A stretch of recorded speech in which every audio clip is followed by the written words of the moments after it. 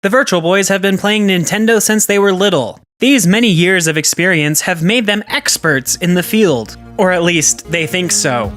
Join them this week as they talk about a huge direct that came out of nowhere, plus quite a few games that we weren't expecting.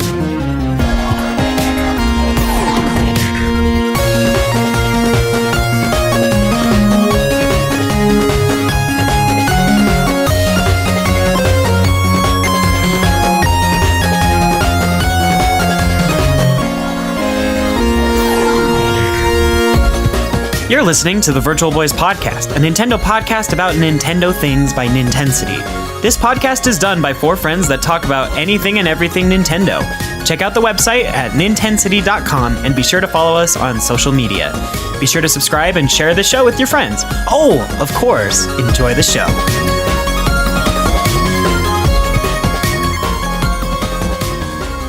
Hello, everyone, and welcome to the Virtual Boys Podcast, a Nintendo podcast about Nintendo things. This is episode 68, and I'm your host, David. A wild Nintendo Direct episode appeared with 4 people. Accompanied today with James. He calls me Gramps. And Skylar. Odyssey, yes, see. And Jordan. It's dangerous, so you have to be so quiet.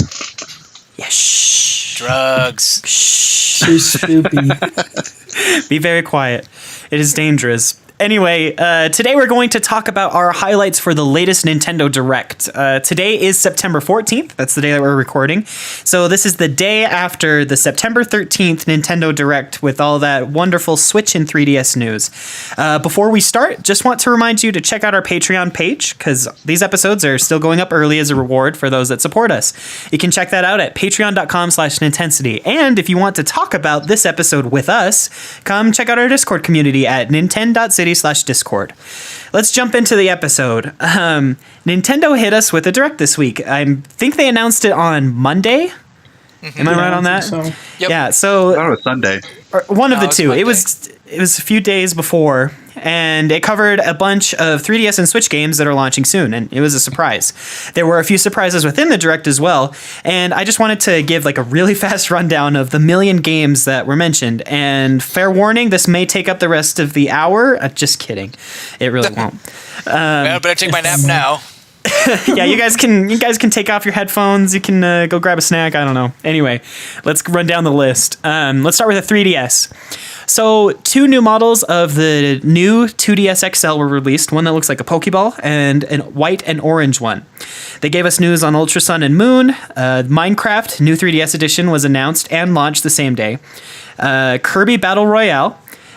Mario Party The Top 100. Mario and Luigi Superstar Saga, mostly a mention, but it was there. The Alliance Alive, and New Style Boutique 3 Styling Star, which is for Europe only. Then, after all of those titles, they moved on to Nintendo Switch, and they covered the games Super Mario Odyssey, Xenoblade Chronicles 2, the new Kirby game that is called Kirby Star Allies. I didn't write that in that part of the notes, but later on. Anyway, Wolfenstein 2 and Doom and Skyrim. They also talked about Arcade Archives, which includes the Super Mario Bros. Arcade game and several more. We got a release date for the new ARMS update, as well as information about Fire Emblem Warriors, Dragon Quest Builders, Snipper Clips Plus, Project Octopath Traveler, some Splatoon 2 stages and a new weapon, Phantasy Star Online 2 via the Japanese stream, Arena of Valor, which is a new MOBA game for Nintendo Switch, and a Flip Wars update. That's a lot of stuff. So instead of talking about each one of those games individually, because we thought that would just be boring, we're going to start with some of the games that we talked about before recording this episode that we really wanted to focus on. And the game that we have first on our list is Pokemon Ultra Sun and Ultra Moon. Let's talk about it. I don't think I've ever had a Pokemon game lose my interest as fast as when they were showing Ultra Sun, Ultra Moon. Well, Yeah. It was miserable. Well, yeah. they were like, well, look, even the way you find the starting Pokemon is different. Okay, I guess. But like... I mean... Barely. It's but- like very, very minuscule differences between Ultra Sun, Ultra Moon, between each other, let alone that, as well as the difference between them and Sun and Moon. Yeah. Yeah. Nothing Yeah. really Yeah. fancy to show off. It was just a bunch of like, oh hey, now the main characters look different, even though they look the same. The with characters a look different haircut. different. You have a different opening scene, maybe to make the 2-hour slugfest at the beginning of Sun and Moon down to like something shorter because no one wants to go through that again. Yeah, there's a And Pikachu then- Island. Don't forget the Pikachu Island. There's Pikachu Island, and then you get a legendary and an Ultra Beast. Yeah, That's it. So, $40, please, per game. Yeah. Yep. Like, and with the new character design, I feel like in previous like sequel games or the third installment of games, there was more of a change in how your character looks than in this. Maybe I'm remembering. Well, wrong, I mean- but- Also, a huge missed opportunity because we could have had this be a sequel where we Right. saw the progression of the league and had like gyms and everything. right? Yeah. Could have been Yeah, I very, agree. very The easy to do. the characters designed, they just look like the old ones, just with different haircuts. Like they didn't even go into that much detail with them yeah. or anything. Which is It's that? not- Which is. Oh, go ahead. Sorry. I was just going from Black and White 1 to Black and White 2. They're like the main characters are completely different, completely different people. And in this case, it's just not the case this time. They did the minimal required amount of effort for a sequel. Right. Well, it's I not don't even a think they met the sequel. required. It's not a sequel, like, is the thing. They're not even, like, trying to be upfront about saying that it's a sequel. It is literally an alternate universe that this takes place in. Like, they said that the last time they talked about Pokemon Ultra Sun and Ultra Moon. It is not a sequel. It's an alternate version of the events that happened. Story-wise, it's not. It's not even an alternate. It's just, a few differences. Story-wise, yes, it's not a sequel. It is just an alternate storyline according to Nintendo. But it's still like, I don't know. It's still the third installment. It's still the sequel as we know it, and how different or how similar they've been in the past to previous games. But I feel like with the Avatar, which I believe is probably one of the Pokemon's weakest aspects. I'm sure you have a lot of like outfits, a lot of different, I don't know, like skin colors, and you get to customize your character for how you want it. Yeah. But the face is just so bland and so bleh, and there's just all other things that it doesn't have a personality, and yet it's just they just rehashed it. They didn't fix it at all. I remember just playing the first Sun and Moon when this huge big Ultra Beast comes in or whatever, a huge scene and everything. Your character's just straight face. It's like, Yeah. oh, that's cool. That's Everyone's awesome. like shocked and like horrified, and your character just like, this is great. I almost wonder if the price tag, the $40 price tag, would be worth it if the only difference between this one and the first games was that the characters had facial expressions throughout all of the cutscenes. That still don't think could it'd be be worth enough. it. I'm scared. I honestly would have been more okay with them literally just re-releasing Sun and Moon on the Switch than this. Yeah, I could definitely agree with that. Absolutely. I would love to have this game on Switch. Yeah.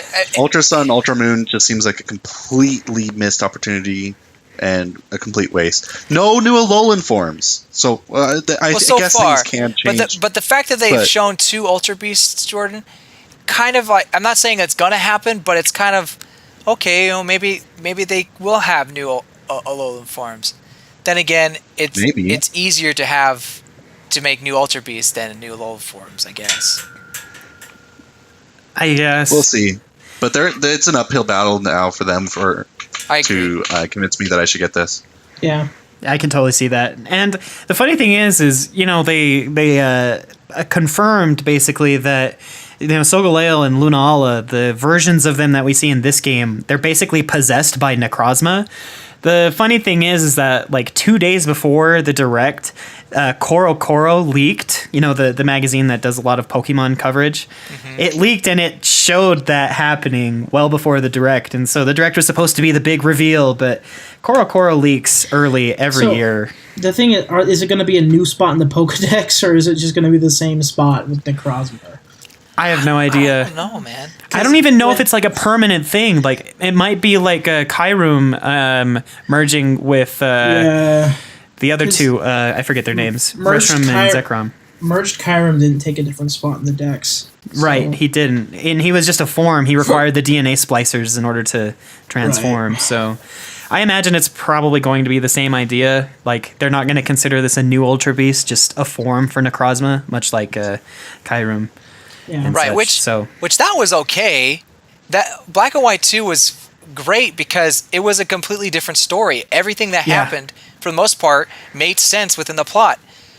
This maybe, I mean, ooh, Necrozma's evil. Ooh, he's going to take over the Lunala and everything. I guess that's your plot for you, but then it almost just feels like, how can we milk this as much as we can? Oh, let's fuse again. That's the feeling I'm getting from, and I know I sound like I'm hating on this, but I'm with Jordan. They've really got to show me something. They got to sell this to me now. I don't know. There were some people well before the direct. We saw like what looked like a gym with a bunch of trash cans in it, and that made people think that we were going to revisit Kanto. It doesn't look like that's going to happen. I mean, I was doubtful to start with, but I mean, if they really wanted to sell it to us today, that would be crazy. Kanto was an actual thing in this game. They should have showed it at the direct, and then we'd all be like freaking hyped. They wouldn't put Kanto in this. They would just release red and green, and blue, See, in 3D. Yeah, and I'm not saying that that they are going to do it, but if that was like the actual plan, like Kanto is in this game, they should have told us about it at the direct. It would make more money to make a remake of first gen and have it just be first gen than to tack it on to Ultra Sun and Moon. Yeah, that's fair. That's fair. I can agree with that. So let's move away from Ultra Sun and Ultra Moon. I think we're not super thrilled about the information that we got. Disappointing. Oh, you got him there, James.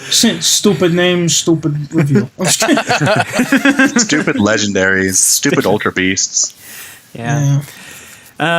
So the next game that we have on our list is the Mario Party, the Top 100, which is a kind of a cool concept. It's coming out for the 3DS, and it's a Mario Party game that features mini games from all 10 previous Mario Party games. Yeah, the top ones anyway. Yeah, the Top 100. So, which is kind of funny. You had mentioned it earlier, David, but it's kind of the same thing that I had. The first question that came to my mind is, why isn't this on Switch? Yeah, because. But I've always dreamed of having a best of collection of mini games for Mario Party. It's always been like something I always wanted. I never thought they would do it. Yeah. But why is it on the 3DS? Ultra install base. Yeah. I mean, that's fair. I don't think there's a really easy, streamlined way to port 3DS games to the Switch, and they probably had this plan for a while, the 3DS. Same with Metroid and Pokemon Ultra Sun, Ultra Moon. Mm-hmm. Well, I don't know about that one. They probably started that like yesterday. But we're gonna make something for this. It's just kind of weird to me though, having it on the 3DS, especially when the other two Mario Party games, I haven't ever gotten anybody to play those with me. Well, my other thing about having it on 3DS instead of Switch is the 3DS has DS download play, which is really handy for Mario Party games. Exactly. I don't know if Nintendo has it planned for that kind of feature for the Switch. I would love it if they were to put it on the Switch. So download play. For the record, the last 3DS Mario Party game, you had to download an extra app for the other 3DSs to play with you. Did you? Yeah. Oh, that could really hurt it. So they did say download play this time, so I don't know if that's going to apply, but it would be a bummer. So it would probably be the same thing if they had done it on Switch. If you wanted to play with multiple consoles, they would probably have a free download, just like they had with the last 3DS game. Yeah, that makes sense. And I don't think that would be such a big deal. Either that, or you could just play on the TV with everybody. Yeah. Now, the bummer that I have with it not coming to Switch is the Switch still doesn't have any first-party party games by Nintendo. It has 1-2 Switch. Hey, that doesn't count. Like, that's literally why I didn't include it in the list, Jordan. Oh, I guess that does technically count. It does technically count, but I don't really count it. I never bought the game. I'm sorry. Nintendo, please forgive me. We can only count what you've bought. Did you guys buy 1-2 Switch? No. Why would I? Right, that's why. It's not a $50 game. It's not a $10 game. Dude, the only reviews I have is like, man, we had fun for like 5 minutes and then we never picked it up again. Sounds about That's right. Awful. Anyway, So that's it. It would be great to have this Mario Party game be one of the first on the Switch. It'd be really cool. Yeah, but I don't know. I feel like with Mario Party to be ultra successful on the Switch, they really need to put on that download play. Yeah. Right? Am I crazy for thinking this? They've had games like that, like the Namco Museum. They just download the app with it. Oh, does Namco Museum work between Switches with download play respectively? All right. Well, you have to download the app, but yeah, it's essentially That's download fine. play. So long as the app is free. Yeah, the app's free. You can just get it separate. Yeah. So I guess having it on Switch would be nice. Yeah, it would be. So, I don't know about you guys, but when they first announced this game, it looked like we weren't going to have traditional Mario Party board play. Like, they only showed off the mini games and they didn't show off any of the boards. Yeah, that really worried me. They weren't my top 100 Mario Party mini games. Although I will say, some of my favorites were on there, so I was like, okay. I saw a few. Ones. But, so today we found out through Nintendo's official website for Mario Party, which is literally marioparty100.nintendo.com, which is funny. They say, speed things up with simple minigame instructions and a favorites option for quick selection. You can even set the number of turns for board game play. So the Direct didn't tell us that we were getting board game play. Their website had to. I know, right? But what kind of boards are they? Are they like the same ones from 1 through, 8? They better be classic game boards if it's a compilation. Man. They're taking the Animal Choose the best Crossing 6 boards from 1 through 8. I don't want any new boards. Amiibo Festival boards. Amiibo Festival boards. Make it go away. Kill it. Amiibo Festival never happened. It's just part of Animal Crossing now. It's just part of Animal Crossing New Leaf. There was no Amiibo Festival. It's a mini game. No, but anyway, back to that. I don't know what type of boards they'll do. I mean, I played Mario Party recently, and if I were to choose some all-star boards, they would probably be from 1 to 5 and 6. Honestly, I think that those ones have some really good boards that could go well with this. Waluigi's board from 3. Okay, that one too. All right, I'm sorry, I forgot it. The best of collection is just all of Waluigi's boards. That's it. And then they'll make a new Waluigi pinball board. Oh man! Yes, so just for this game. Ideally, I think they would have the best boards. I don't know how they would decide that, but pick. Well, how are they deciding the games? Are they just picking 10 of the developers' favorite games per game? I guess so. But I think if they did the boards, they would ideally do it that way. Then again, maybe they'll just make extremely simple ones for this game, which would be kind of boring. Just to point it out, 100 mini games from 13 Mario Party games is not a whole lot. No. Not from all of them. Yeah, it's really not. Top 500. Holy cow. 500. That's 50 from each game. Do some less than 50 because there's 13 of them. Oh, yeah. That'd be cool. I don't know.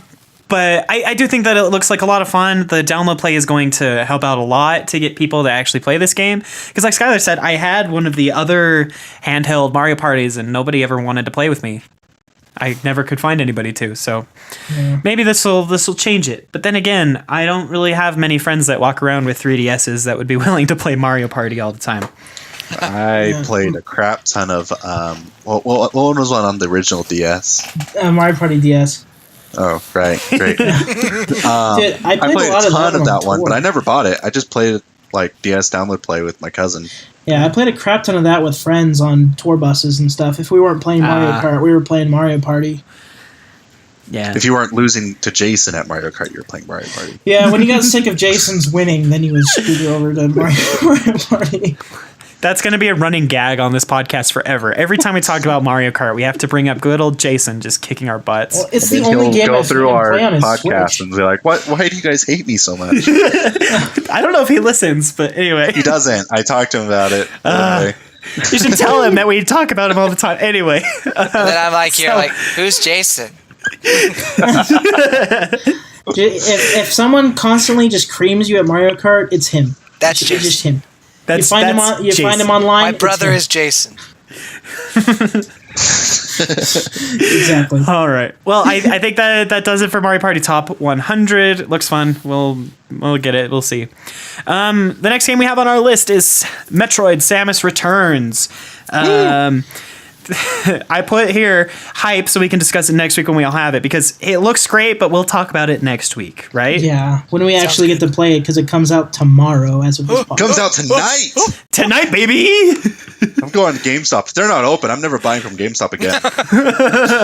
You can stand outside. Just stare. George, I started that fan club. You feel free to join. I mean, shoot.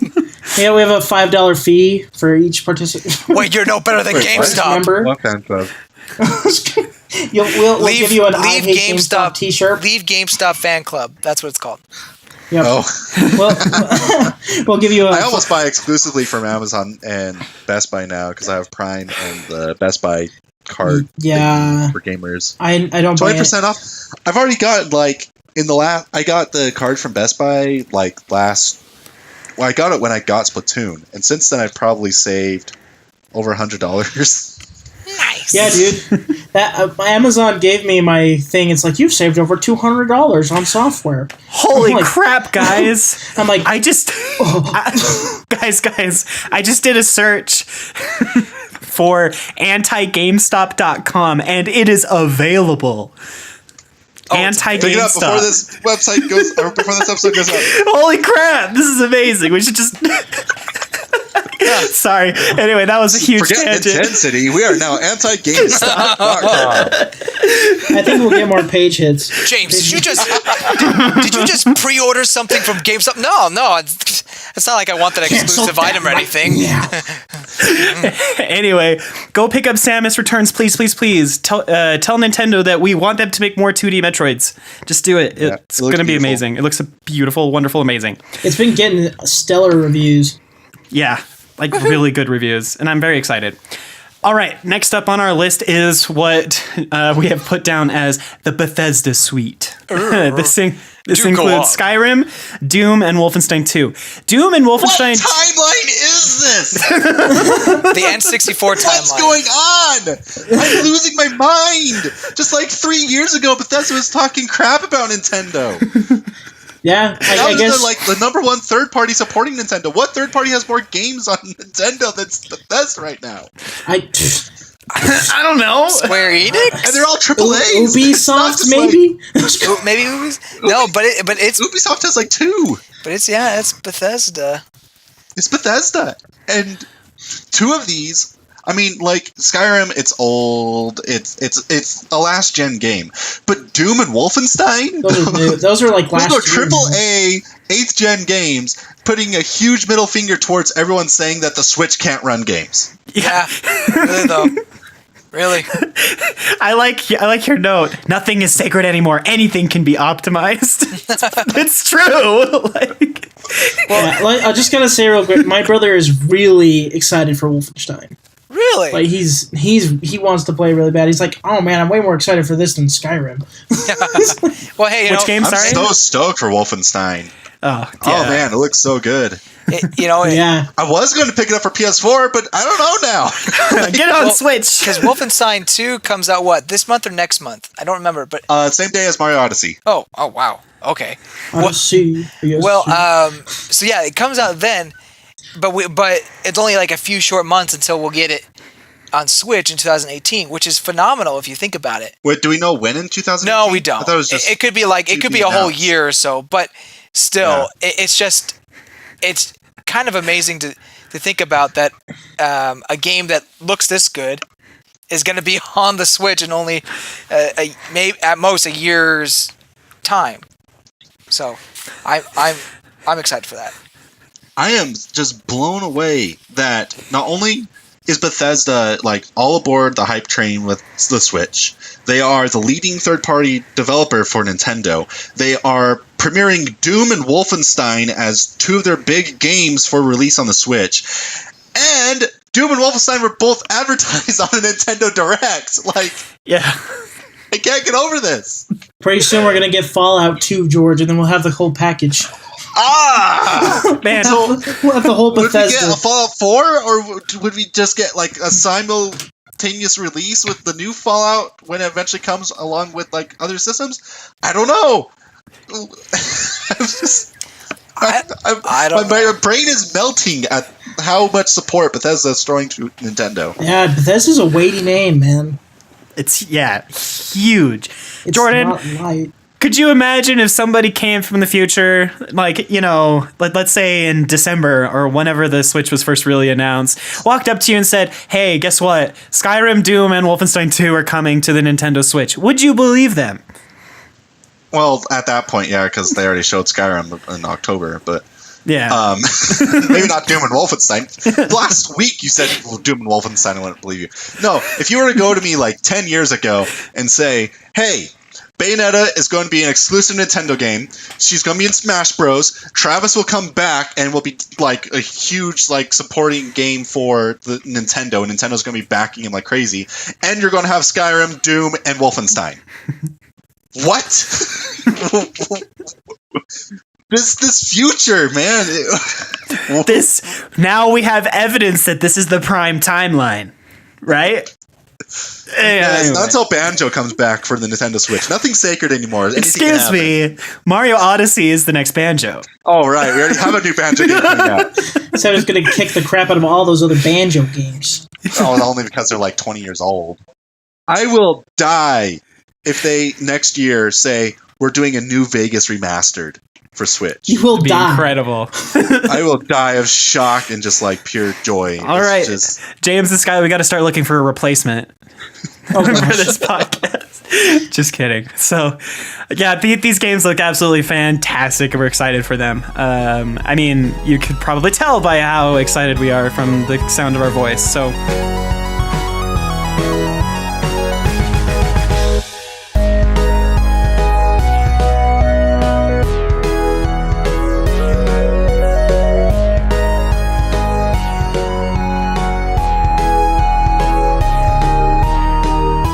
Hey everybody, it's your good friend David here, hopping in the middle of the episode just like I normally do. I think that's becoming my catchphrase. Anyway, I just wanted to hop in this and take a break from our discussion about the Nintendo Direct presentation, which was fabulous. We got so many awesome games, and as such, we got some good discussion out of it. I wanted to remind you to check out our website at nintensity.com, where you can find news, show notes, and more.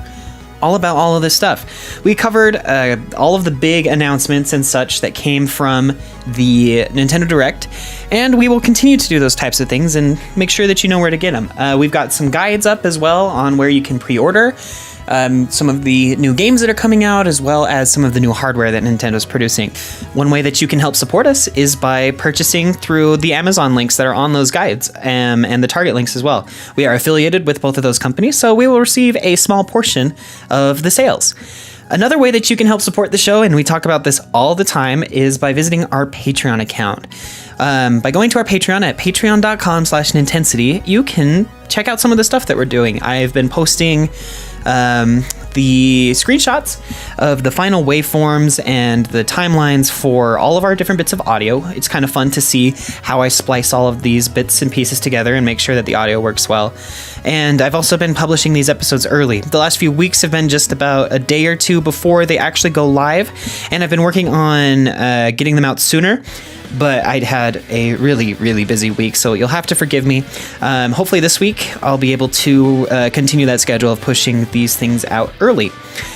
I also want to remind you to check out our social media accounts. Of course, you can visit us at facebook.com/Nintensity, as well as twitter.com/Nintensity. We also have a Google Plus page, but we don't have a vanity URL to get you there, so just search for us. On those social media accounts, we post links to everything that we publish on our website, and we're starting to post some memes and some other fun things on each of those different accounts. Memes are more going up on Facebook, and some cool fan art's going up on Twitter.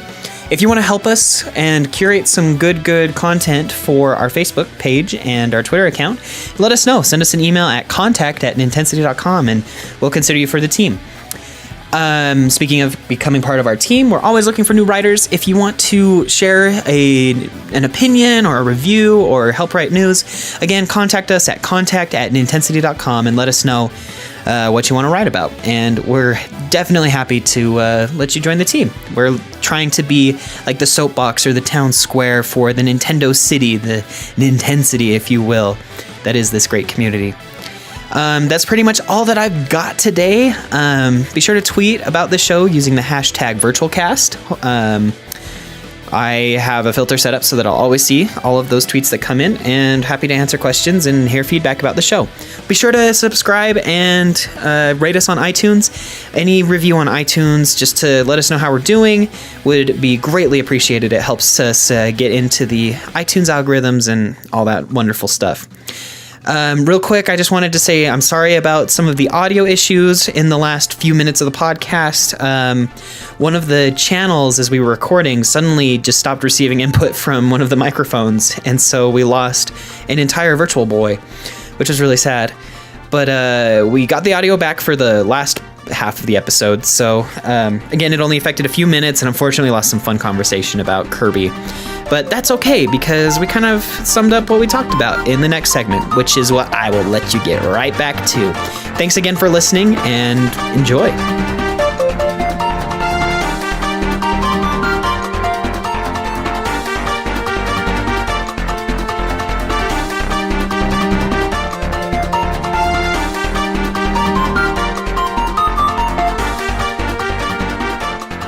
Okay, we had a little bit of an audio issue while we were talking about this next game, which is Kirby Star Allies. So we've already talked about this together, so hopefully we don't miss anything as we try to re-record a little bit of this. Anyway, Kirby Star Allies is the official title for Kirby for Nintendo Switch, and it looks like a lot of fun. I don't know. We mentioned before we lost some of the audio that it looks like a lot of Kirby Superstar Ultra. Sorry, is that the name of it? So I guess we talked about how it looked like Kirby Crystal Shards and it looked like Kirby Superstar. I think it might be a hybrid between the two, just from the fact that you can take over other enemies and stuff. Yeah. As well as creating your own abilities and powers and things. What's with Nintendo and being obsessed with mind control? Yeah, I really don't understand. Mario and now Kirby, just everything taking like everyone for themselves, and we've always had Pokemon be Pokemon, so we have 3 games where we're taking control of things. Yeah, I don't know. Maybe it's the year of mind control. Last year was the year of mechs, I guess. And several years ago was the year of water with Sunshine and was it last year Ruby. with the Max? I thought it was the year before that. Maybe it was the year before that. Whichever one had Robobot and we had Xenoblade. We had transformations, and then we had like mechs. Yeah. So Kirby Robobot came out in April of 2016, and Xenoblade Was December. Chronicles X was December. So I guess it kind of 2015. overlaps. Yeah. Oh wow, it was last year. So it's crazy. That was a whole It seems like different so Nintendo. far away. Yeah, it was such a different Nintendo. But anyway, Kirby Star Allies looks like a lot of fun. Of course, you take control of enemies to be your sidekicks, and you can combine their abilities with your own, much like Kirby 64, the Crystal Shards was able to. And I think that that's such a cool thing that they're bringing back, because we haven't had that type of stuff for a very long time. And that was like my favorite gimmick of Kirby 64. Please give me the double-sided lightsaber. Yes! I want to be Darth Maul again. Darth Kirby. Darth Kirby. Kirby's the real bad guy. He's just murdering innocent people. They're all smiley faces. He just runs through, eats them all, destroys them. Yep. He's the real villain. Oh, Kirby, we love you. You're so adorable. Now, I you mentioned transformations, but I think Nintendo's new focus is just about bods. Like, swole bods, or just like, sexy bodies. That's Nintendo's new. You may not like it, but this is Nintendo now. Yeah, the new Camilla and King Dedede getting together. Oh gosh, no. oh, jeez. Excuse me, you mean Twintel and King Dedede getting together? Oh, that too. King Dedede is a king. Yeah. He's the king. Well, now we'd have a new form for King Dedede to replace his Smash Bros. That'd be freaking amazing. They gave him the Sonic Boom treatment. The Sonic Boom. Does he have tape? Completely nude. Does he have like tape design. over his hands and arms and everything? Yep. Oh, my God. He did. He lost some weight. What happened? It's stick to this scarf. I just kept doing Arms Day over and over again. Who needs legs? Just arms. This, Well, you kids, is can't- why you don't skip Legs Day. You kind of need legs to do Legs Day. That's true. He doesn't have legs, the poor guy. I think he took the call to arms a little too seriously, you know. See, he hasn't been able to work his legs because Kirby doesn't ride on his back anymore. You know, like he doesn't have to carry Rock Kirby anymore. No. Perfect. So yeah, that's Kirby Star Allies. Wonderful, fun little title. I'm excited for it. It'll be fun to play multiplayer. We talked about that before we lost some of the audio. Good way to sit down with a couple of friends or family members and just play through a chill Kirby game. I'm excited. So yeah, let's move on to Super Mario Odyssey. Yes, see. Odyssey. Odyssey. Yes, see. Odyssey. Yes, Super Banjo Odyssey. Super Banjo. The million transformations. The worlds Super are Banjo huge. Odyssey E. If only Banjo was actually there. Super he's Mario, Banjo, and Beyond. That's it. That's the title. Combine the titles and you get Super Mario the Banjo Odyssey EE. I don't know. my. That was bad. I'm so sorry. Yeah, every time I see Odyssey, Knuckles. And Knuckles. it just keeps looking better and better. It just, oh my gosh. Oh I'm so yeah, excited like for this game. not just from a gameplay standpoint, but I don't know if you guys have seen some visual comparisons. Like I saw this one that was the image of Peach reaching out where she's got the tiara on, like Mario. They like did a screenshot comparison, and like the amount of detail that they've added since E3 just to that scene is incredible. Yeah, like it is the pretty carpets in the backgrounds have brand new textures. The tapestries look beautiful. Yeah, the game looks so good. Yeah, so Mario's got like a new level of detail on his overalls and everything too. Yeah. Oh, yeah. That- It's yeah, so it's true. deep. But like, You can see the amazed. denim in his overalls now, and the Yeah. shininess in his buttons, and he's got hair follicles now. It's Yeah. crazy. Well, he had that He looks so before, but good. it's even more pronounced. it's Yeah, very exactly. defined now. And he has nipples now. Sorry. I don't understand But, why As everyone's if you freaking never out about had that. them. It's like, Well, the thing is people have looked at official art of Mario without his shirt on, and he didn't have nipples before, and now he does. And so everyone's Okay. freaking out on the internet. No, really, like no, some- that's fine, but it's just like, I find it ridiculous that people are like, oh my gosh, he has nipples. Like, I know. That's I don't funny. like, yeah, he's a human. Obviously, like, different kind of human compared to the people in Is he though? New Donk City. Pauline's like twice his size and they used to date. Hey, I don't know. He just hasn't eaten his mushrooms yet. Yeah, exactly. Oh my gosh, man. He hasn't done his weed and ate his shrooms. I mean, I don't know. Like, I don't understand. In my personal opinion, I understand why it's so crazy. I just find everyone's reaction and the memes that they post to be funny. Yeah. Well, I mean, I agree with the whole why is this happening kind of a thing. Yeah. One of my favorite memes, though, is they photoshopped the nipples on Mario's chest to make a gigantic M across his whole body. Let me Ew. let me send this to you guys in the chat real quick, just so you can see That it. sounds disgusting. It's amazing. Oh my. What in the world? I think Welcome to the internet. yeah, welcome Yeah. to the internet. I think my Too much favorite free one. time. My favorite one is they photoshopped a gold chain and a hairy chest onto him to make him look like an actual Italian man. It was that was pretty great. I was like, A+. It's pretty good. Bada bing. But, it's like, okay, Nintendo, we get it. First we had shirtless Link, now we have shirtless Mario and shirtless DDD. It's like, all right, Now we get it. shirtless Samus. Wait. Oh, wait a minute. No. Oh, Be geez. careful. Oh my. I guess we could have already had that, though. Yeah. But, Anyway, let's talk about some story details. Now we know for sure why Cappy is so interested in helping Mario. It's because his little sister is in the tiara on Princess Peach's head and wants to save her, and it's really adorable.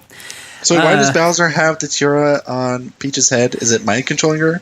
If so, then why does the tiara not want this? I don't know. I don't know, but it also looks like Bowser's hat is also possessed by another person from the Cap Kingdom, or another spirit thing. Because we also learned through the Direct that there is a Cap Kingdom where there are a bunch of people like Cappy. It's just that I think Cappy is the only one with the ability to possess other things. I'm not entirely sure. We don't have a whole lot of details about that, but that's kind of what I understood. So I don't know. Cappy wants to save the tiara. It looks like Bowser has a special hat, and we know that Peach does too. I mean, did he swing his hat? I don't remember, but I would be. If it wasn't in this Direct, it was like in another video that we saw where Bowser he threw did his hat or something. He did something with his top hat, I think. But I would be surprised if he did have a Cappy-like character in his hat. Also, did you see Mario's hat when they're in the Cappy world or whatever? Like, it's destroyed. It's shredded. Yeah. Oh, no. It's so bad. Oh, that hat's seen so many pipes and things and places. Yeah. Rest in peace, It's been Mario everywhere. hat. It's been stolen by monkeys and worn by boos and all this other stuff. Well, it was about time he got a new hat, I guess. Yeah, so that's really that's great about the story. It's always fun to see little details like that. Another cool thing is that it looks like there will be at least 600 moons or power moons to collect in this game. That's ridiculous. They scrolled through the Sand Kingdom and there were 69 power moons to collect in just that kingdom. So we know that there are 9 confirmed kingdoms, and then there's one additional kingdom leaked in the packaging for the wedding amiibo. So there have to be at least 600 power moons to collect. It's crazy. I wouldn't be surprised if there's more that they haven't shown as well. Yeah. Right. Like, They mentioned maybe there's a full 1,000 moons. Yeah. Oh my gosh. That'd be incredible. They mentioned small tropical islands. Did you guys remember hearing that in the Direct?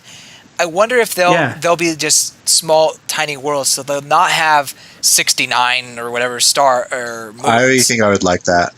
They'd have like, I don't know, 20, maybe 25 or something like that. But they're just smaller experiences, but they focus on certain power-ups or gameplay mechanics or whatever. Either way, this game is going to keep us occupied for a long time, just like Breath of the Wild did. Did you guys say you would like that or wouldn't like that? I would like that. Would like that. I would I like think that. that would be welcome. I think that, yeah, I'd be totally down for that, especially since David mentioned that there's potentially 10 kingdoms here. So I think that'd be a good choice. A good way to flesh it out a little bit is to have some side worlds and Yeah. tropical islands that are smaller. Yeah, I agree. That Mario Odyssey bundle looks pretty nice too. They actually got some non-neon red Joy-Cons. Yeah, I know, right? They look good. Do you guys have the neon red Joy-Con, by the way? Out of curiosity. Mason does. It's bright pink. I swear. Yeah, I agree. I have one too. I'm just like, this isn't red. This looks like pink. No, it's pink. See, I custom It looks painted red to me, mine. but I'm kind of colorblind, so. Well, I mean, it's like an in-between pink and red kind of a thing. But anyway, like, I'm glad they have the solid red. I hope that comes out of the bundle because I'd probably buy that. Although there's too many things to buy. Yeah.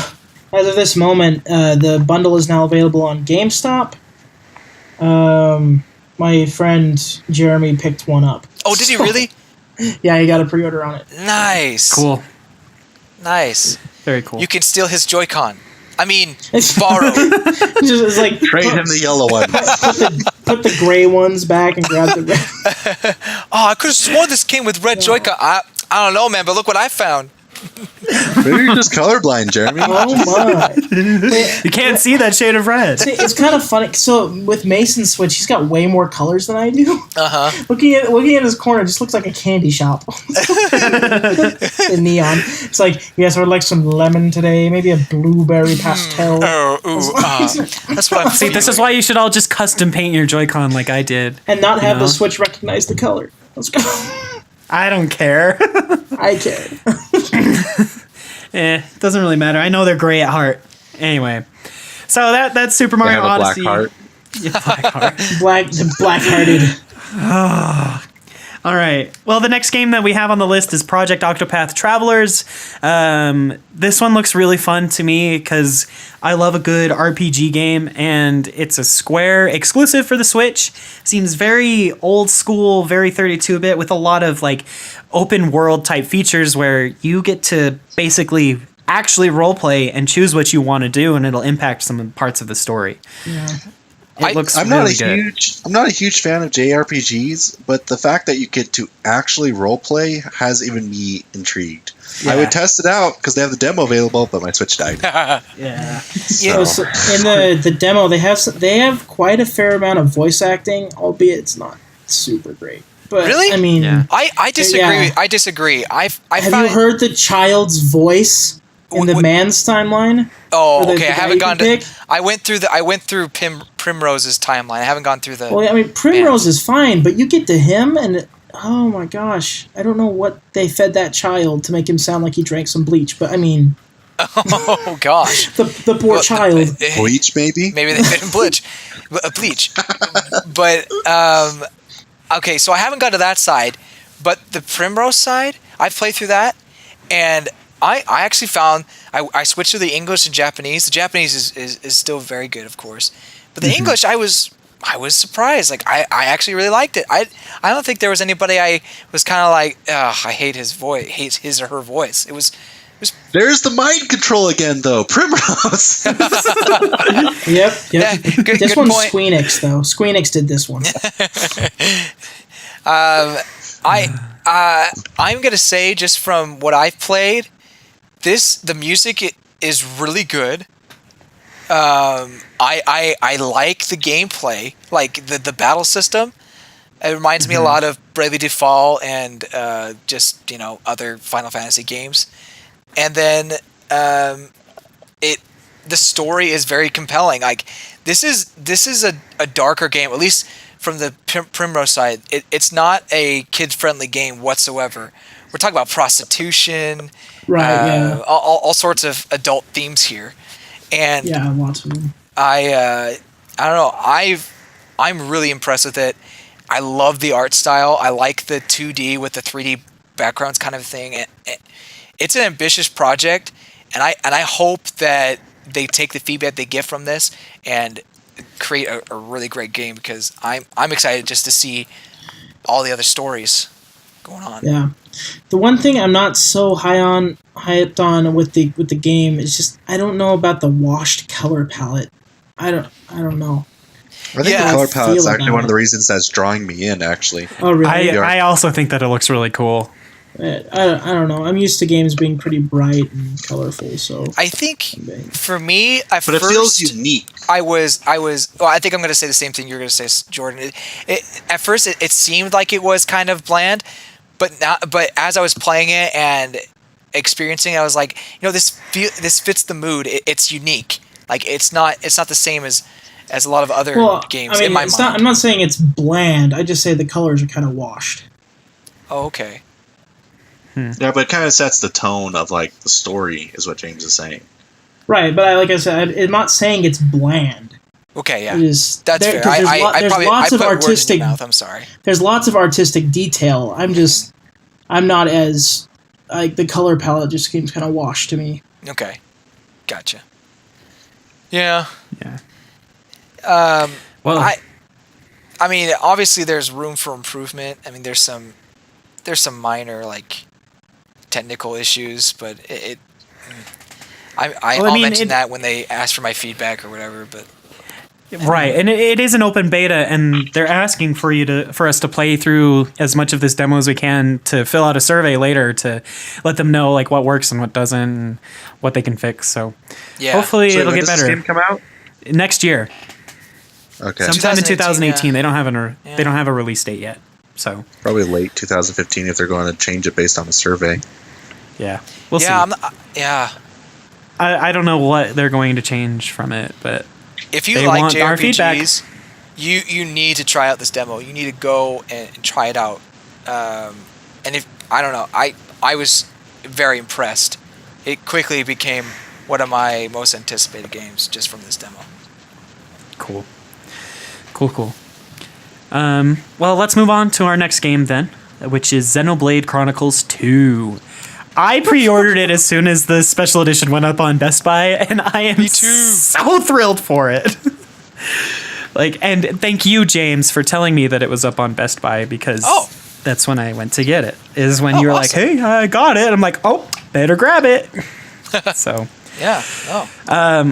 I didn't play Chronicles X. I don't know why I never really bothered to pick it up. Probably because I don't really have my own Wii U. I was relying on others. I saw plenty of gameplay with James and Skylar playing through it, but I'm so thrilled to play another Xenoblade game. Very, very excited. I will say that the direct video was a little bit on the long side for this one. They spent a lot of time explaining gameplay mechanics for the game, which, can be nice for quite a few games, especially ones like Xenoblade that offer some very unique that's kind of the whole point stuff. of the directs, isn't it? Yeah, but it felt like they were explaining things that they're going to spend 3 hours teaching me in a tutorial anyway. You know what I mean?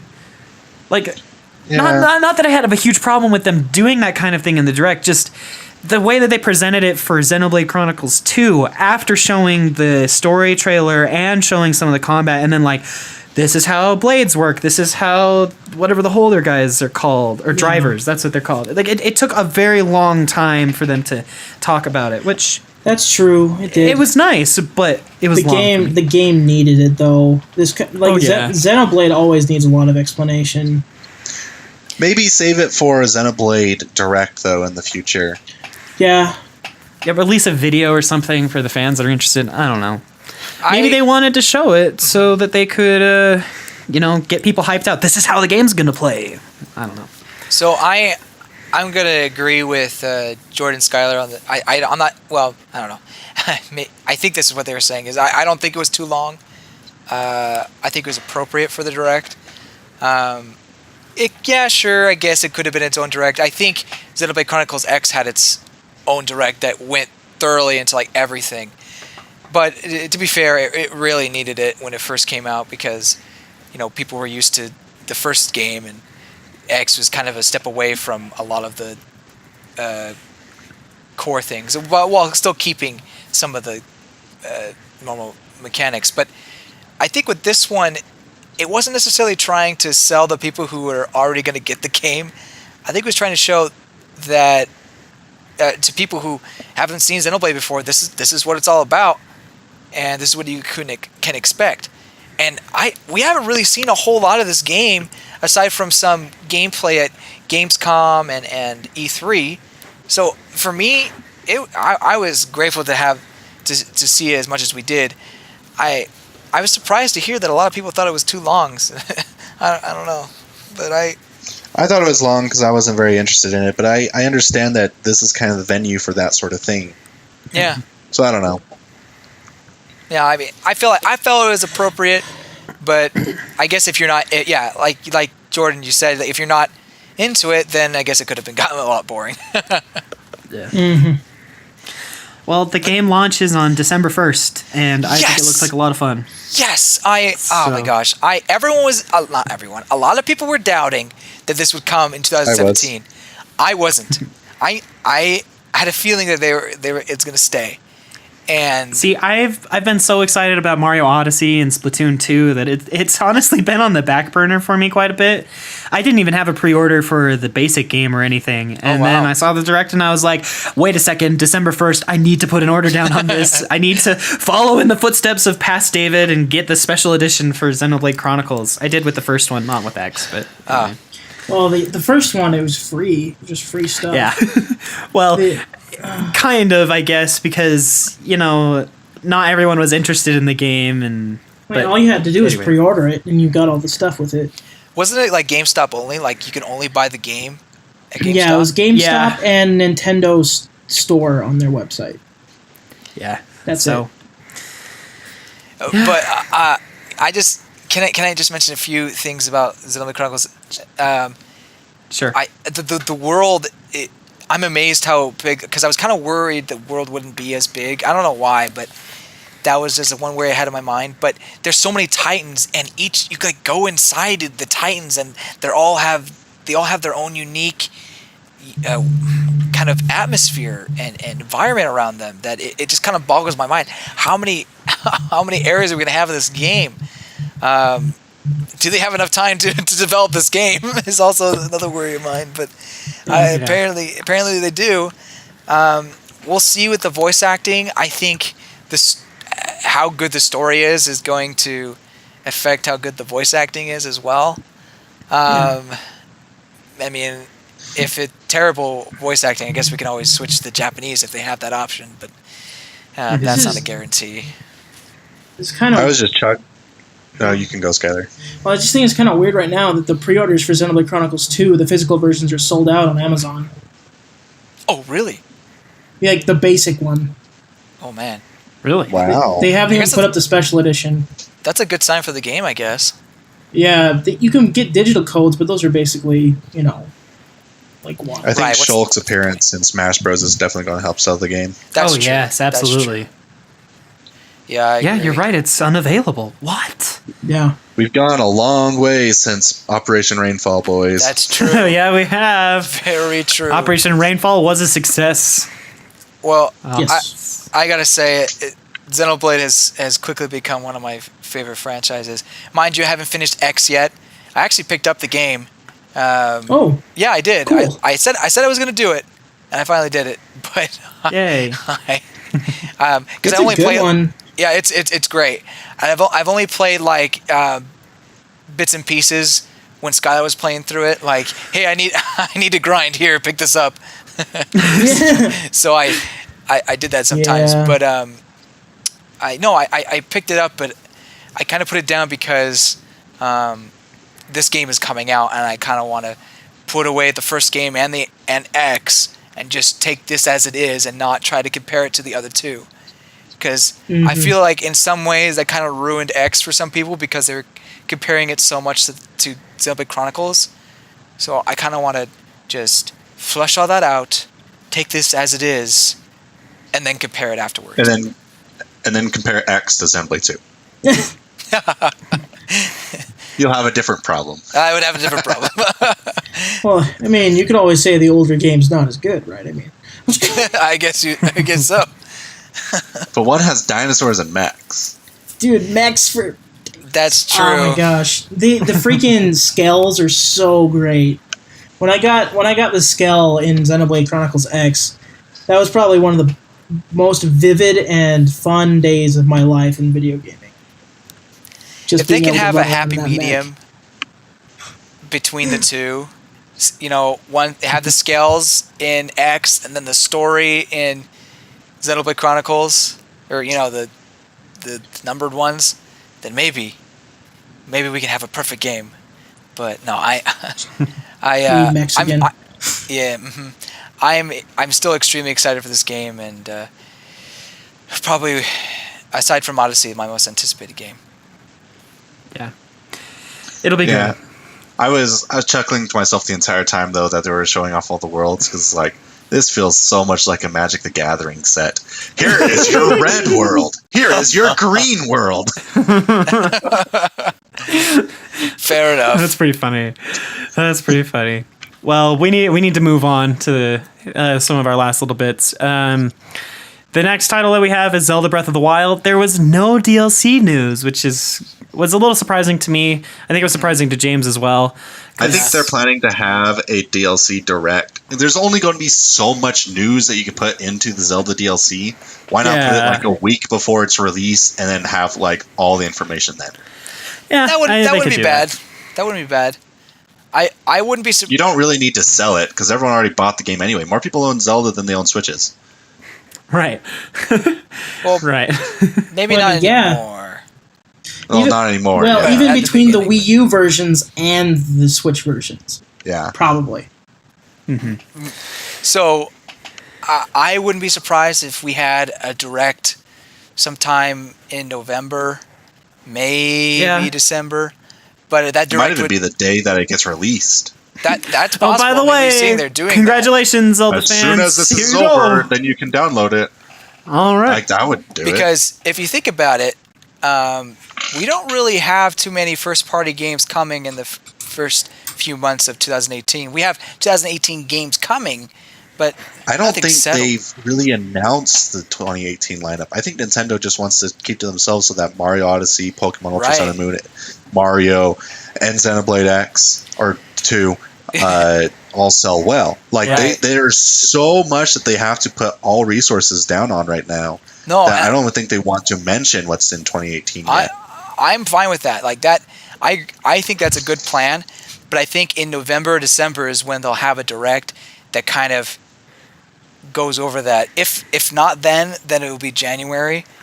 But I think it would be November, December because they still have to talk about the Zelda DLC. So January has also been kind of proven to be one of the worst selling months for almost anything anyway. So I can imagine January is going to be devoid of anything. They'll have a January Direct, say, hey, something's coming out in February, then another game in March, and then another game in April. Yeah. And it'll probably be Kirby and Yoshi, and maybe even Fire Emblem. Yeah. They have plenty of time to worry about that. Yeah. Yeah, I think so too. I think that makes perfect sense. This year's going to end out strong, though. Holy crap, is it going to end up really, really strong. So very excited. many games. Nintendo is back, baby. We have a different Nintendo, but they're back and they're in charge. I've had to. I also want to just quickly point out that we're getting a LA Noire port this year. Oh, that's right. That's right. We didn't talk about that. Rockstar's on board, baby. Yeah, it's surprising because Rockstar, just like Bethesda, has sworn off Nintendo for so long. Yeah. And so it's been 10 LA Noire, years for Rockstar. I hope they're not using LA Noire as a testing the waters game. Because that game in itself kind of didn't do too hot on its own. Right. I think testing the waters would have been a lot better with GTA 5, which ran on the 360 and PS3, so it can run on the Switch, theoretically. Hands down, that would have been a better game, and it wouldn't be that huge of a risk because even the game makes so much money. Why not try it on the Switch? Yeah, even Red Dead Redemption would have been a better choice. Oh, that. Yeah, I still might pick up LA Noire because I missed it on the last cycle of systems because I was busy at the time. But I don't even know because I might be busy this cycle of systems too. Because it's coming out right in between. November 14th, that's a rough time. Like, Doom's coming out in November, right? And Doom and Skyrim. And Mario just a few weeks before that. It's just, man. How well is LA Noire going to hold up against all these huge titles? I don't even know. I mean, it does give LA Noire another shot at being a successful game. I think it was moderately successful. It wasn't successful enough. I remember Rockstar closing the studio that made it. Really? So, wow. Yeah. But they closed it not because... Oh, man.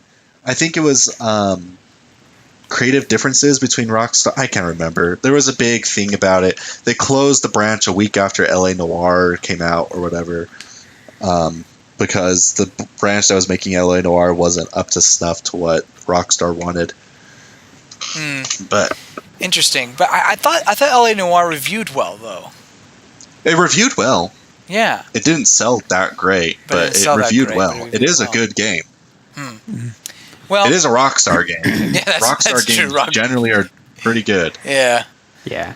Well, here's hoping that it finds good and new life on the Switch, but I mean, if we have Doom and Wolfenstein coming out, it just feels like that the audience will come. And maybe they'll be like, I want another game to play, and they'll pick that up. I don't know. Just theorizing. I also have one more point to put about Wolfenstein because my brain is melting, so I've totally forgot or spaced to bring this up. But I think a huge market for the Switch is that big third-party developers like Bethesda and Rockstar, they're able to put their games onto a handheld system now. And so by doing that, they are not really competing against... Nintendo's not really competing against PS4, Xbox One, or PC. They're kind of in addition to. And so there are fans who are willing to have Skyrim on PC and Skyrim on the Switch, and that's a huge selling point to them. So I'm wondering, would it be a good idea for Nintendo then to like go full on this idea that, hey, PC gamers are picking up the Switch as their handheld? Why not have some sort of sync system for save files between the PC and the Switch? And you don't have to throw in Xbox One or PS4 because they are more direct competitors. But having the Switch be more like a tool for PC gamers. That would be... And then more third-party developers might even be on board than there are. Well, I think that would work because we know that Minecraft for Nintendo Switch can sync up with... would be a bit harder, wouldn't it? Can no, it sync up? They can already connect to servers that the PS4, the Xbox One, and so that's Windows version crossplay. can. I mean, like your save files and stuff for like single-player games. Oh, I figure that what I'm getting at with that is that Minecraft is showing that it could be a possibility in a sense. Like, if it is compatible with what the other consoles are working with, then perhaps Nintendo can make it work with PC in that way. So And they also said Rocket League is also going to be crossplay. So yeah, that's right. That's right. Yeah, bunch of Mario and Luigi cars going to show up, and everybody can't have them.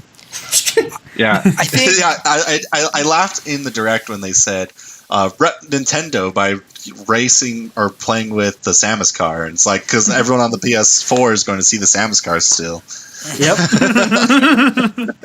So It'll be awesome. I think for that to happen, the PC save files, connection with the Switch and whatever. I think for that to happen, there's got to be a lot of change within Nintendo. And Nintendo does show signs of that happening, but I don't know if it's probably not quite there yet. I'm just saying, and the reason why I say only PC instead of Xbox One and PS4 is that Nintendo's not really competing against the PC. No, not really. Yeah, It's not really competing. It's only the only games that really come from PC are maybe indie games, but even then, like it's not like huge. That way, someone who's like a hardcore PC gamer, they can play their Wolfenstein on their 4K monitor with the best graphics capable on a PC. Because let's face it, the Switch cannot compare at all to what the PC can do in terms of graphics, but it can be on the go. And so, like, I'm going to go on a flight, then they just sync it over to their Switch, and then they can take Wolfenstein on the go, or Skyrim, or something. Yep. Right. That'd be pretty cool. So, yeah. Well, I think that'll do it for our Nintendo Direct and such discussion. Lots of awesome things coming. We're very, very, very excited. We're going to do a short segment that we're kind of bringing back, but is kind of new. I'm afraid that some of you listeners might be thinking that we don't play video games anymore because we don't talk about what we're actually really playing. So we're going to spend just a couple minutes, maybe a minute or so each, just talking about what we've played, what we like in the past week. Now it's time to play. What have you been playing this week? And we only limit it to one game per person. One game per person. In the past, we would have everyone be able to say more than one game, and it would just take too long. Way too long. And we've already gone pretty long on this episode because of awesome Nintendo Direct stuff, so we'll keep it brief. I'll go first, and I've been playing a lot of Splatoon 2. I'm addicted. Please send help. Just kidding. I love it so much. I think if you look at my Switch profile as of today, I've logged like 100 hours into Splatoon 2 already. I was surprised to see that I've logged in 45 hours. Yeah, I saw that on your profile. It's crazy. But I've been playing a lot of Salmon Run lately. It's been going on every other day of the last week, which is really kind of cool. When I'm not doing Salmon Run, I'm playing Ranked, just testing out different builds, building up my gear and stuff. I finally have a perfect pair of shoes that has a main of run speed up and 3 subs of swim speed up, which is awesome. Wow. I didn't even have to really build it. It just kind of came out that way. I was incredibly lucky. And so everything stacks then, right? Yes. So what happens when you have 3 ink resistance? Is that just OP? It's not like multiplied in a way. It like kind of compounds up, kind of like a logarithmic type scale where you don't really get a whole lot of benefit if you have more than like 3 or 4. But a main, like the big icon, is worth 4 of the smaller ones, and so. I've actually been doing a lot of research with competitive Splatoon 2 because I'm very curious as to what works. And what a lot of pros are saying right now, especially with the new Ink Armor update, the Ink Armor can only absorb 80 hit points, or no, 100 hit points total, and then anything above that carries over to your Inkling. And so an E-Leader can one-shot you still with Ink Armor on if you're standing in enemy ink, because the enemy ink deals an extra amount of damage that will kill you. So if you have 1 sub of ink resist on any set of armor that you have, it will not kill you in 1 hit. You can survive it. So it's really important that you do this kind of stuff. Anyway, I've been playing a lot of Splatoon 2, been ranking up. I'm finally A+ rank in everything, just kind of slowly working my way through, also working through all the levels to get all the hero replicas. So that's what I've been up to. It's a lot of fun. Love Splatoon 2. Would be happy to talk about some competitive aspects in another episode, but that's all I've got. So there we go. I was in a local Splatoon tournament a few weeks ago. Oh, really? Yeah. It was streamed on Twitch and everything too. I should definitely get you and Skylar on my team next time. Yeah, I've been working really hard with the Splattershot Pro and the Splattershot Pro Forge. Splattershot Pro. Yeah, I'm an Aerospray. I'm a noob. But in this tournament, okay, I just have to say really quick, the Aerospray RG is in meta right now. The gold one. Is it? If you can get the gold one because of the Ink Baller update, phenomenal. Anyway, go ahead. Yeah. And so, like, in this tournament or whatever, I was one of the... our team took second, and I was, like, probably one of the top 3 players in the entire event. But wow. I want to play now. Yeah, you would completely crush it. I should come play. Give me the details. Anyway. All right. We'll talk about that another time. I don't know when they'll do another one. I'll let you know, though. Anyway, so my Switch is dead. I can't play Rayman Legends. Like, I bought it.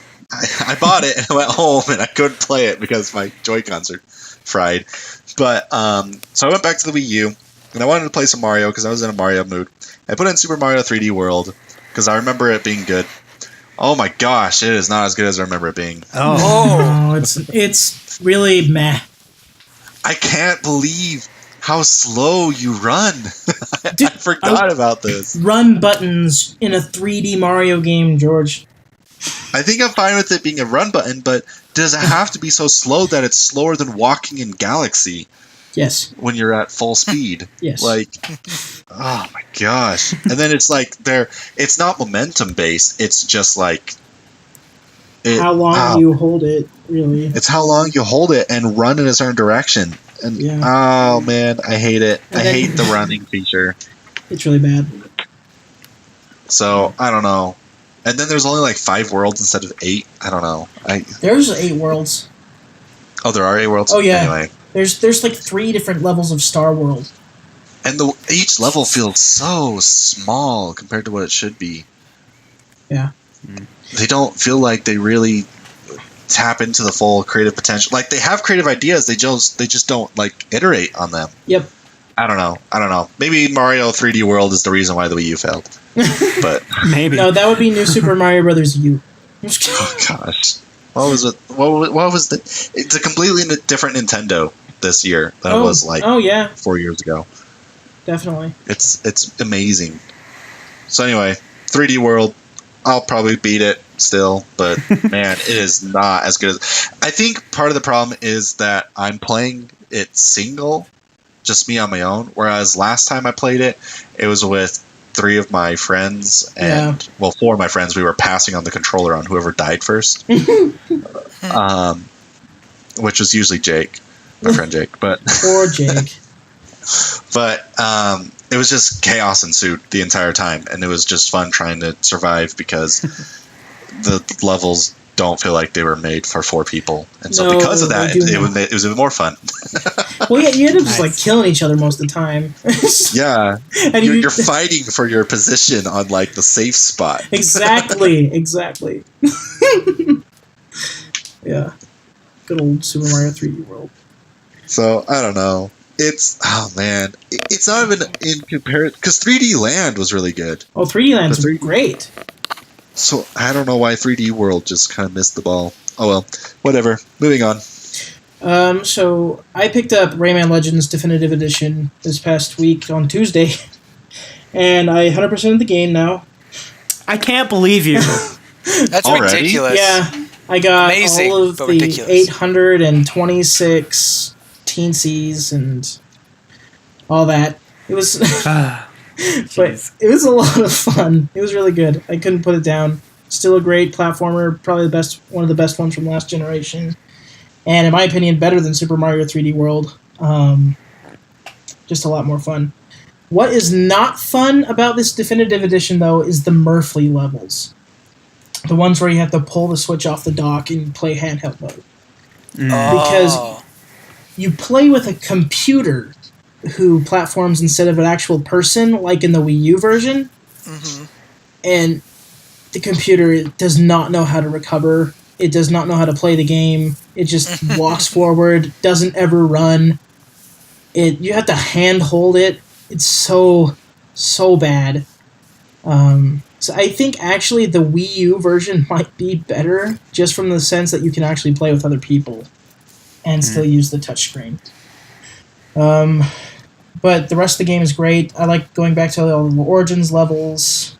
The daily time trials are fun. It's just a shame a lot of people didn't get to play this last generation. Yeah. Well, I did play it last generation. I picked it up. I'm excited to play it when I can. Yeah, yeah. Whenever your Switch is fixed, it's phenomenal. It's a great game. I had to hurry up and beat it though because Metroid comes tomorrow, and I don't like leaving platformers unfinished. So. Yeah. Yeah, unfortunately, I had to leave a game unfinished, and it was I Am Setsuna because Mario and Rabbids came out. But now that I beat that, I've been going back to I Am Setsuna. The story is engaging enough. I'm interested to see what happens, so it's not boring. But the gameplay has gotten kind of stale. Like you just do one combo move and you're done. Like it's like, what is the point of these except for just getting experience points? Like there's no real challenge per se. You just got to make sure you don't run out of magic points or whatever. And then there's this whole like system of special effects and momentum that's going on that I don't have a huge grasp of. But I feel like it doesn't even matter because you just one-shot enemies. But then you get to a boss, and the boss is ridiculously hard, and that's when you actually have to think a little bit. You know, you can't just be trying these one-hit kills because it doesn't work. It doesn't cause the same status effects because it's a boss. So you have to. It just takes time. So it's frustrating because it's not consistent in the sense. When you get like I say, when you get to the boss, it just becomes a different combat, and so go ahead. Oh, sorry. I just say that's one of my least favorite things about JRPGs or RPGs in general, is when they make the boss way tougher and you have to think differently than the rest of the enemies you fight. Like if you can take out the rest of the enemies, no problem. You should be able to do the boss. Right. That's just a nitpick. No, I agree. Like that is an issue. I feel like with a game like, for example, I recently played a little bit of the Project Octopath, right? And I feel like that gameplay is so much. I don't know. Obviously, I've only played a little bit of it, but it's a lot more interesting and more intuitive, and kind of like I can strategize here. I know what this enemy's weaknesses, and I know this effect is going to happen. Whereas with this game, it's just like, oh well, it doesn't matter what its weaknesses are. I just kill it in one hit. I feel like that's so silly. It's like why am I don't know. At one point, I just wondered, it's like why am I playing this? Like it's not a bad game. I make it sound like a terrible game, but it just got to the point where it's stale. And the only reason why still playing it other than the purposes of, reviewing it, is I kind of do want to see the end. I want to see why her name is Setsuna. But I was kidding. Her name. Because she was born with it. Spoilers. But I don't know. I'm kind of disappointed. I expected a little more of the game. But they have Lost Sphere coming, which is made by the same team. And it looks like they've fleshed out the combat system quite a bit. So once I finish I Am Setsuna, I should be ready to pick up that game. And hopefully it's a vast improvement of this. Because, like I said, it's not a terrible game, but it stalls. And it's gotten to the point where it's kind of boring.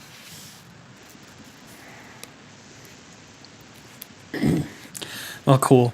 Now everybody knows that we do indeed play games and not just talk about them. I think like 2 weeks ago we did this. Yeah, you guys did. I wasn't here. So anyway. Now we know David plays games. Now you know I play games, even though it's just like one all the time. Yeah, now we know David plays game. Picking I game. Picking just one game's hard though, man. Splatoon 2 is so fun to play. Anyway. Yeah. Beat through the Mass Effect trilogy in the past couple weeks. Again. Jeez. Played through. I'm playing through BioShock. Hey, Skylar, we limited this to one game. Yeah, I know. Come on. That's the problem, though. I am saying it's hard to limit it to one because I played a lot of games this past couple weeks. But Skylar plays games. So anyway, thank you so much for joining us, our lovely listener. We do this for you because you listen. Thanks for joining with us again. Your support definitely means a ton. And I'd like to give a shout out to guess who? Skylar. Yeah, I know, it's surprising. Oh, geez. But there's a good reason. Skylar makes the music for a podcast, and it is phenomenal, and he's going to school for it, and he even has like kind of a part-time job where he makes music for a video game. It's amazing. So you should go to his SoundCloud at soundcloud.com Skytar with a 5, not an S. Link in the description. And listen to which one should we do today? I say do his Punch Out. No. His that one's good. That one's good. But I'm thinking of why it starts with the C. Why can't I? Chrono Trigger. His Chrono Trigger, the frog theme, or I can't remember the. Frog is awesome.